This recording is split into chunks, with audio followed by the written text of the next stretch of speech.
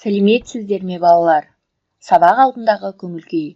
Қуанамын мен де, қуанасың сен де, қуанайық достарым, арайлап атқан күнге. Ой қозғау. Балалар, мына жерде ненің суреттері бар? Қоңыз, қаңбақ, аңшы, қайың.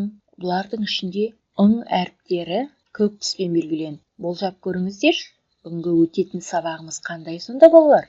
Ың дыбысы және әрпі. Әліппе пәні 1-ші сынып 58-ші сабақ. Ың дыбысы және әрпі. Оқу бағдарламасына сәйкес күтілетін нәтиже. Оқу түрлерін буындап оқу, сөздерді тұтас оқу, мәнерлеп оқу қолданылады. Түсініп оқиды. Дыбыстарды дұрыс дыбыстайды. Оның мағына, ажыратушы қызметін түсінеді. Сызба, модель, сурет белгілері арқылы сөз, сөйлем, шағын мәтін құрастырады. Сөйлемді бас әріптен бастап жазып, соңына тиісті тыныс белгісін қояды. Көркем жазу талаптарына сай жазу жолы, жол аралығын, жолдың жоғарғы және төменгі сызықтарын сақтап, әріптердің өзара байланыс элементтерін жазады. Оқулықпен жұмыс. Тоң, қоң, тың, дың, қоңыз, доңыз, қайың, таңат, қаңбақ, шаңырақ. Міне осы сөздердің мағынасын түсіндіріп жіберейін. Тоң, қатып қалған топырақ қабаты. Қоң, семіз, малды айтады. Қоңыз, жәндік, доңыз, жануар. Қайың, ағаш, таңат, адам аты. Қаңбақ, шөп. Шаңырақ, киіз үйдің ең жоғарғы бөлігі. Сұрақ қойып үйрен. Не атты? Таң атты. Не саңқылдайды? Сұңқар саңқылдайды. Не қонды? Қоңыз қонды.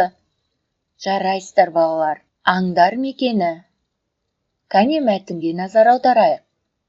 Арыстан, керік, қасқыр аңдар. Олардың мекені орман, тау, дала. Аңдарды қалада қайда ұстайды? Таңат аңдарды қорада ұстайды дейді. Сен қалай ойлайсың? Аңдарды қайда ұстайды? Міне балалар, осы сауалға жауап беріңіздер. Жаса құрастыр. Мына жерде сөйлем берілген екен, сөйлемдердің орындары ауысып келген.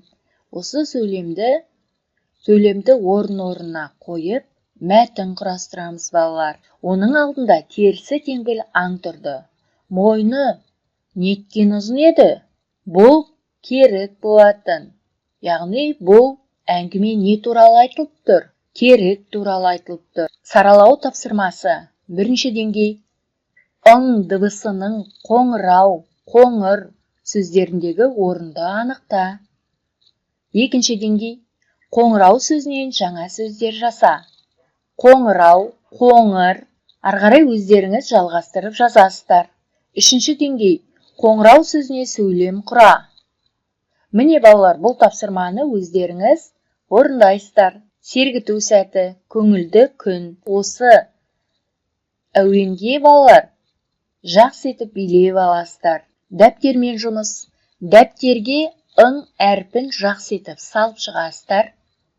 Одан кейін дың-дың, қоңыраумын.